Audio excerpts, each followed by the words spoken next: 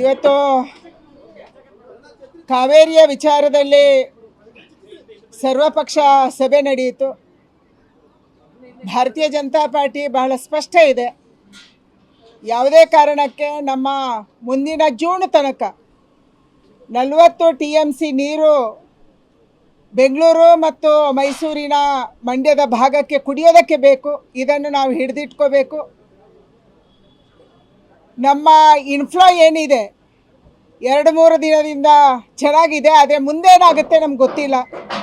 ಮಳೆಯ ಫೋರ್ಕಾಸ್ಟನ್ನು ತಗೋಬೇಕು, ಎಷ್ಟು ನೀರು ಬರ್ಬೋದು, ಎಷ್ಟು ನೀರು ಮುಂದೆ ಬಿಡಬೇಕು ಅನ್ನುವಂಥದ್ದು. ನಾವು ಮೆಟ್ಟೂರು ಡ್ಯಾಮಿಗೆ ಒಂದು ಸಾರಿ ನೀರು ಬಿಟ್ಟರೆ ವಾಪಸ್ ತೊಗೊಳಕ್ಕಾಗಲ್ಲ. ಆದರೆ ನಮ್ಮ ಹತ್ರ ನೀರಿದ್ದರೆ ನಮಗೆ ಹೆಚ್ಚಾದರೆ ಯಾವಾಗ ಬೇಕಾದ್ರೂ ಬಿಡ್ಬೋದು. ಇದರ ಆಧಾರದಲ್ಲಿ ನಿರ್ಧಾರವನ್ನು ತಗೋಬೇಕು ಅನ್ನುವಂಥ ಭಾಳ ಸ್ಪಷ್ಟತೆ ಇದೆ. ಅದಾದ ಮೇಲೆ ನಾನು ಬಹಳ ಸ್ಪಷ್ಟವಾಗಿ ಹೇಳಿದ್ದೀನಿ, ನಮ್ಮ ಡ್ಯಾಮ್ಗಳಲ್ಲಿ ಎಷ್ಟು ಹೂಳಿದೆ, ಹೂಳನ್ನು ತೆಗೆಯೋದ್ರ ಬಗ್ಗೆ ಎರಡೂ ರಾಜ್ಯಗಳು ಯೋಚನೆಯನ್ನು ಮಾಡಬೇಕು. ಅದರ ಜೊತೆಗೆ ಹೂಳನ್ನು ನಮಗೆ ಹೂಳು ಮಾತ್ರ ಉಳಿಬಾರ್ದು, ನೀರು ಕೆಳಗೆ ಬಿಟ್ಟು ಹೂಳು ಮಾತ್ರ ಉಳಿಬಾರ್ದು, ಇದರ ಬಗ್ಗೆ ಗಮನವನ್ನು ಕೊಡಬೇಕು. ಹಾಗೆಯೇ ನಮ್ಮ ರೈತರು ಮತ್ತು ತಮಿಳುನಾಡು ರೈತರು ಎಷ್ಟು ಬೆಳೆ ಬೆಳೀತಾರೆ, ಅವರು ಎಷ್ಟು ಬೆಳೆಗೆ ನೀರು ಕೇಳ್ತಾರೆ, ನಮ್ಮ ರೈತರು ನಾವು ಬೆಳೆಗೆ ಎಷ್ಟು ನೀರು ಕೇಳ್ತೀವಿ, ಇದು ಬಹಳ ಪ್ರಮುಖವಾದ್ದು. ಅವರು 1, 2, 3 ಬೆಳೆ ಬೆಳಿಬೇಕು, ನಾವು ಕೇವಲ ಒಂದು ಬೆಳೆಗೆ ಕಷ್ಟಪಡ್ತೀವಿ, ಇದು ಕೂಡ ಆಗಬಾರ್ದು.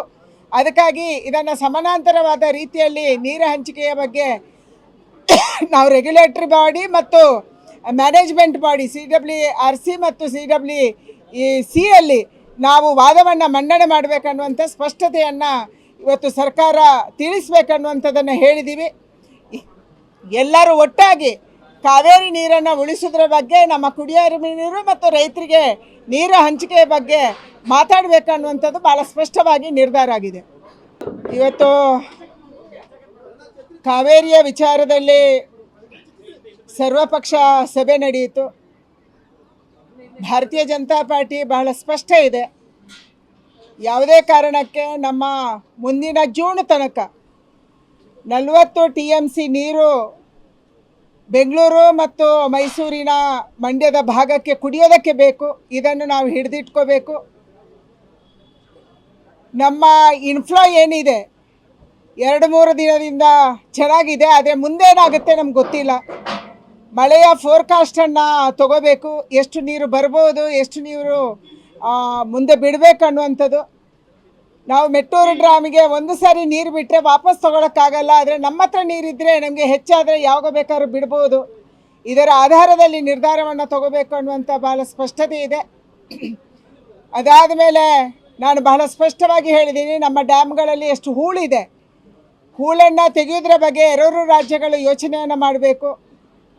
ಅದರ ಜೊತೆಗೆ ಹೂಳನ್ನು ನಮಗೆ ಹೂಳು ಮಾತ್ರ ಉಳಿಬಾರ್ದು, ನೀರು ಕೆಳಗೆ ಬಿಟ್ಟು ಹೂಳು ಮಾತ್ರ ಉಳಿಬಾರ್ದು, ಇದರ ಬಗ್ಗೆ ಗಮನವನ್ನು ಕೊಡಬೇಕು. ಹಾಗೆಯೇ ನಮ್ಮ ರೈತರು ಮತ್ತು ತಮಿಳುನಾಡು ರೈತರು ಎಷ್ಟು ಬೆಳೆ ಬೆಳೀತಾರೆ, ಅವರು ಎಷ್ಟು ಬೆಳೆಗೆ ನೀರು ಕೇಳ್ತಾರೆ, ನಮ್ಮ ರೈತರು ನಾವು ಬೆಳೆಗೆ ಎಷ್ಟು ನೀರು ಕೇಳ್ತೀವಿ, ಇದು ಬಹಳ ಪ್ರಮುಖವಾದ್ದು. ಅವರು 1, 2, 3 ಬೆಳೆ ಬೆಳಿಬೇಕು, ನಾವು ಕೇವಲ ಒಂದು ಬೆಳೆಗೆ ಕಷ್ಟಪಡ್ತೀವಿ, ಇದು ಕೂಡ ಆಗಬಾರ್ದು. ಅದಕ್ಕಾಗಿ ಇದನ್ನು ಸಮಾನಾಂತರವಾದ ರೀತಿಯಲ್ಲಿ ನೀರು ಹಂಚಿಕೆಯ ಬಗ್ಗೆ ನಾವು ರೆಗ್ಯುಲೇಟರಿ ಬಾಡಿ ಮತ್ತು ಮ್ಯಾನೇಜ್ಮೆಂಟ್ ಬಾಡಿ CWRC ಮತ್ತು CWC ಯಲ್ಲಿ ನಾವು ವಾದವನ್ನು ಮಂಡನೆ ಮಾಡಬೇಕನ್ನುವಂಥ ಸ್ಪಷ್ಟತೆಯನ್ನು ಇವತ್ತು ಸರ್ಕಾರ ತಿಳಿಸ್ಬೇಕನ್ನುವಂಥದ್ದನ್ನು ಹೇಳಿದ್ದೀವಿ. ಎಲ್ಲರೂ ಒಟ್ಟಾಗಿ ಕಾವೇರಿ ನೀರನ್ನು ಉಳಿಸೋದ್ರ ಬಗ್ಗೆ, ನಮ್ಮ ಕುಡಿಯೋ ನೀರು ಮತ್ತು ರೈತರಿಗೆ ನೀರು ಹಂಚಿಕೆಯ ಬಗ್ಗೆ ಮಾತಾಡಬೇಕನ್ನುವಂಥದ್ದು ಭಾಳ ಸ್ಪಷ್ಟವಾಗಿ ನಿರ್ಧಾರ ಆಗಿದೆ.